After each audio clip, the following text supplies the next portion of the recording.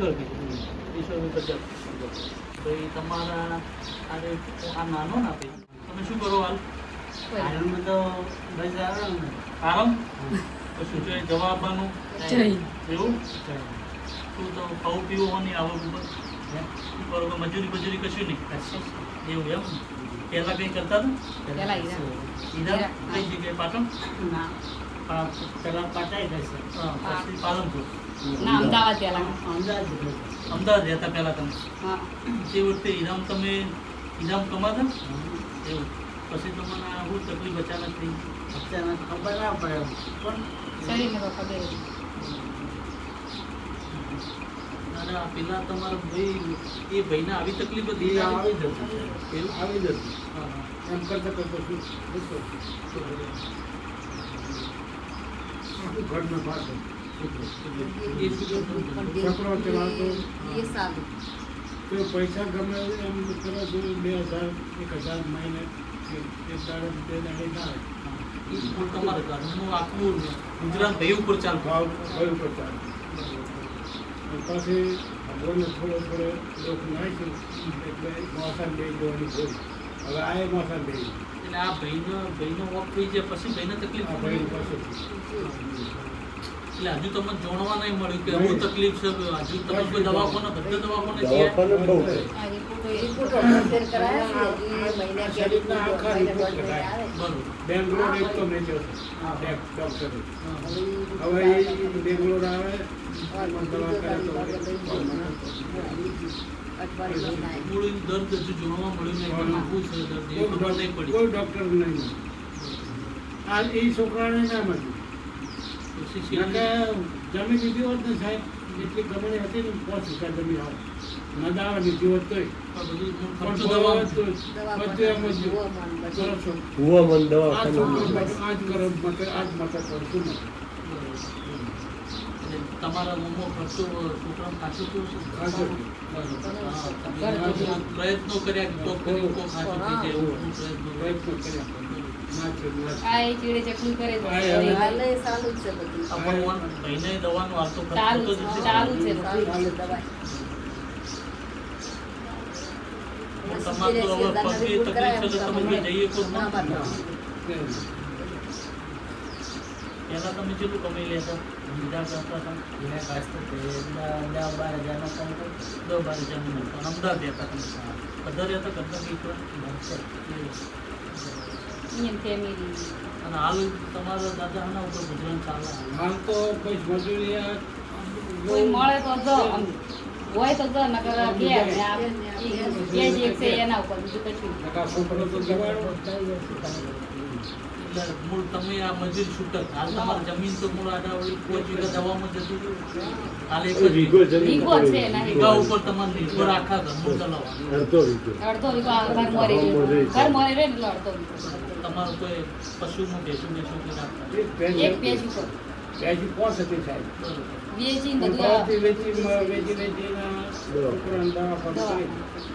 પણ તોય મોટું ના મોટું બધું પૈસી હતી આમ એક ભેંસ 80,000ની હતી. કેટલું દૂધ કાઢે સારું કાઢતું. પણ પછી પરિસ્થિતિ એમ આવી એટલે વેચવી પડી. શું કરે? મૂળ પરિસ્થિતિના કારણે તમારે બધું મૂળ પહેલા જે પરિસ્થિતિ હતી ને અચાનક ભાઈને દુઃખ ખબર પડી એના કારણે આખું જીવન બદલાઈ ગયું. એટલે તમે કમાનારું કોઈ નહીં, ભજન તો બોલે. પાછળ દોડી કમાવનાર હોય ભાઈ એક જે કમાનારો ઘરમાં એક જ વ્યક્તિ તો એ જ મૂળ જતો રહ્યો. એટલે હવે તમારે તો ઉંમરથી એટલે એ પણ તમે તો કોઈ બહુ કામ કરી ન શકો.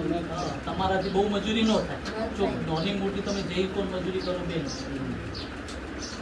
તમારા બીજા કોઈ ભાઈ એવું કરો તમારે? ભાઈ તો છે 4 ભાઈ પછી નાનો બીજા ભાઈ શું કરે? ખેતી. એ તમારે કોઈ દાડો સાર જમવાનું પૂછવા કે આવું પૂછવું કોઈ ના? કોઈ કે ભાઈ તમારે તકલીફ ચલાવવું તમારો કોઈ સમાજ બમાજનું કોઈ કશું કોઈ ના કોઈ આવા સમયે કોઈ તમારે અહીં આવીને પડશે કોઈ ઊભું રહ્યું એવું કોઈ નહીં?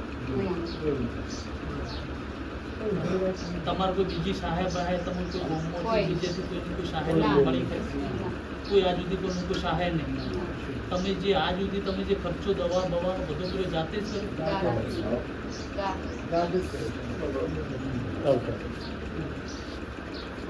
હાલમાં તમારા મૂળ હાલ તમે મજૂરી કેટલું કમાઈ લો છો મહિના તો હવે તમે હાલ તો શું કરવા? હવે તો શું કરવું? કશી નહીં, હવે તો કોઈ નહીં હવે લાગે. તો કામે જાઓ તો કોમી ના દે. તો તમારા હાલ તો હું આટલા બધા છોકરાને ખાવા પીવામાં તો હું તકલીફ તો પડતી છે. કરશો કે આ મહિનો પેલો મહિનો ચલાવવો મુશ્કેલ કેટલું છે. મુશ્કેલ. મુશ્કેલમાં પણ બાદ છોકરા ભણે. એનાથી એ છોકરા તમારા કેમ ભણે બધા હાલ? હાલ તો ત્રીજું, કોઈ પાંચમું ને એ છોકરો બાલવાટિકામાં એવું જ્ઞાન. ભણવાનું. તમે તો હાલ કશું કરતા ના, નહીં? અમે ઘેર આટલું દાડો મજૂરી વધે છે ને તો કાયમી ના મળે. ઈ 100 રૂપિયા આલે. રેગ્યુલર મજૂરી રેગ્યુલર નહીં. સવારનો બે જેવું દાડે 12 ચાર વાગ્યા દાડે 100 રૂપિયા આલે. 100 રૂપિયા. અત્યારે તો મોંઘવારીના સમયમાં ઘર ચલાવવું પાછું જેમ કે તમારા હવે તમે કોઈ ઉંમર લાગશો તમે ન જઈ પણ બીજે બૈરા માણસની બહાર જવું અત્યારમાં આટલા નજીક હોય તો બરોબર. હા, આટલામાં હોય તો જ નકર બીજે નહીં. તો ન જઈ કે. આપણે મામા બૈરા બહાર તમારા મૂળ આ બધી જમીન ને બીજું બધું જે ખર્ચો ને આ બધું જોઈએ બધું હું દવાખાનામાં જ છું. બધું. નકર તો તમારી જમીન હતી એ પહેલા તો તમારે કશું દુઃખ નહોતું. છોકરો હતો ત્યારે તો તમારે બધું કમ્પ્લીટ ચાલતું હતું ઘરમાં. પણ આ છોકરો જવાથી દવાખાનામાંથી બધું તમારું મૂળ પૈસે ટકે બધી રીતે તકલીફ બધી હોય. રીતે, બધી રીતે. અત્યારે ક્યાંક બપોરો બીજો હોય ને તો રાવ કાઢ મત થઈ ગયો તો આપણે આગળવાળું જવું પડે તો કાઢું જાવ ભાડું જોવો કે લઈ આવે. પરિસ્થિતિ આવે સાહેબ દાડે પાડે જાવું દીકરા. થાય. શું ભગવાનને નહીં બેઠું પછી ખબર નહીં. તો તમારું કોમોથી કોઈ આટલો બધો તમારા ભાઈ તમારા સમાજનું કોઈ ઘર ખાસા તમને કોઈ એવા કોઈ સમાજનો સહાય ના, ના, કોઈ ના આવે. તાકવાય નહીં આવે ને કોઈ કશું ના નહીં. આવે. અગા ભાઈએ નથી સારા આલી છે. પણ એવું અહીં આવી મોટા. પરિસ્થિતિને વાકેફ થઈને તો કોઈ ખબર તો હોય ને કે ભાઈ આ પરિસ્થિતિ આપણે પહેલા પરિસ્થિતિ હતી કે આમની કમ્પ્લીટ અને પછી પરિસ્થિતિ ભાઈ દવાખાના આ બધાના કારણે પરિસ્થિતિ હોય ને નબળી પડી જાય આર્થિક રીતે. તો આપણાથી જે સહાય થાય તો એ સહાય કરવા તમને કોઈ એવા કોઈ કહેલું કે ભાઈ તમને અમે સહાય કોઈ નહીં. કરવા વિનુભાઈ, આ મેં કે આ તમને ભાઈ બીજું કરશે એવું તમને આજ સુધી કોઈ સમાજે કે કોઈ કોઈ નહીં. હતી, બીજું કોઈ તમારી અહીં આવ્યું જ નહીં. ના, એમને કોઈ કોમ હોય તો આપણે જાણ કરે આપણે એમને આપણી આરી હેલ્પ દે આપણે એમને ફૂલ હેલ્પ બરોબર પણ એમને તો કોઈ કહેતા કોઈ આજ કોઈ વાતે કોઈ ના કોઈ ખુશી નહીં. તમે શું થવું કાકા? મોટા ભાઈ મોટા ભાઈ એ અમારે અમે ચાર ભાઈ એમાં સૌથી નાનો. સૌથી નાના. તમે શું કરો? ખેતી. તમે સાહેબ અમારે બધી જ પાસે હા. છોકરા કોઈ ગુજરાત આ કરી કમાતો મોણો હોય તો વધો ના આવે પણ હવે જે જે મેન કમાતો મૂળ હોય એનો આધાર જે કમાનાર વ્યક્તિ. પછી ભાઈને એનું નામ શું? તકલીફ થયા છે અશોક અશોકભાઈ મૂળ તમારા જે ઘરમાં હતા કમાનાર હમ. એ ભાઈ મૂળ જતા રહ્યા પછી તમારું મૂળ તકલીફ એની પડી. પછી આ ભાઈએ કમાતો એ કેટલો હતો. સમય થયો આપણે અશોકભાઈ? ત્રીજું વર્ષ. ત્રીજું વર્ષ. ત્રીજું વર્ષ. એ ભાઈ આ પેલો એના પોતે પહેલા એનો- બીમાર કેટલા સમય પહેલા પડ્યા હતા ઓફ થઈ ગયા પછી? સાત આઠ વર્ષ. 7-8 વર્ષ પડ્યા. ખાટલામાં. 7-8 વર્ષ સુધી ખાટલામાં રહી? જો ઊભા થઈને જઈ ન ગઈ. ના તો 7-8 વર્ષ તો તમારા દવામાં ને એમાં સેવામાં તો બહુ પૂરું તકલીફ. દવા પૂરું થઈ કેમ કે ગયું. 7-8 વર્ષ તો ખાટલામાં પડ્યા રહે એટલે એ રહે જો કમાવા તો જઈ ન ગઈ અને ઉપરથી તમારે હું દવા એને કરાવવાની. તો કે આપણો છોકરો એટલે એને કોઈ બીજી રીતે પેલું તો કરાય નહીં. દવાખાના 4 મહિના છે. હા, 4-4 પાટણ 4-4 મહિના રહે. પછી આ ભાઈને તકલીફ સીધા ભાઈને દવા ચાલે. આટલું છે ને? ચારપુર હોય. આપણા ભાઈ આ બાજુ દવાખાનું કોંતીભાઈનું. એ 4 મહિના છે. પણ કોઈ ફરક ના પડે. ફરક ના પડે. ડોક્ટરે કીધું ન કે આવું શું અમને તકલીફ છે એવી કોઈ ખબર જ ના ના, પડે. ખબર જ ના પડે. પછી ડૉક્ટર કે હવે ઘરે લઈ જાઓ તો સેવા સેવા કરતા જશે. અચાનક જતા. જતા રહેતી આ ભાઈ સક્ષમ હતો. આ ભાઈ જતા રહ્યા પછી જતા રહ્યા સુધી કમ્પ્લીટ હતા અરે હા એ ભાઈ. વિચાર સો એના પછી એના પછી જ બાર ઈજા મહિને કરશો બાર અમદાવાદ મહિને. એના પછી તકલીફ થઈ. એવી ને એવી સેમ તકલીફ. સેમ એવી જ છે. ધીરે ધીરે ધીરે એ છોકરાને હતી ને એ તકલીફ. એટલે જે ધીરે ધીરે હવળા થાય, ધારો કે આ પગે તકલીફ થી પછી આખી થાય, આટલા સુધી હવળા આપશે. આ એ તકલીફ છે. એટલે આમાં કોઈ દવાથી પણ બીજું શું દુઃખ છે એવું ડોક્ટરે કોઈ કીધું તો હશે ને? રિપોર્ટમાં કશું આવતું જ હવે નહીં. રિપોર્ટ મળ્યો છે બેંગ્લોર, હવે કાં ખબર પડે. કોઈ ખબર તો પડી જોઈએ ને કે તકલીફ આ છે તો એ બધું એવી કશું એ ખબર તો જ રિપોર્ટ નહીં આવે ને હજુ. દોઢ મહિને કીધું હતું, હજી મહિનો થયો.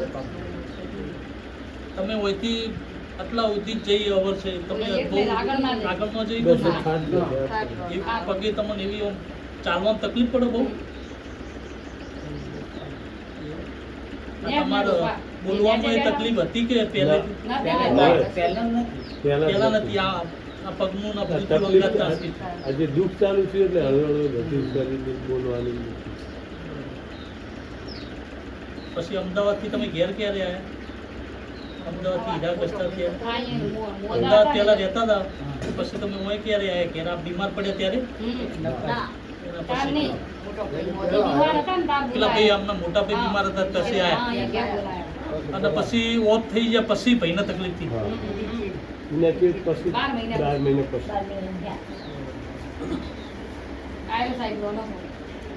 હજી છોકરો.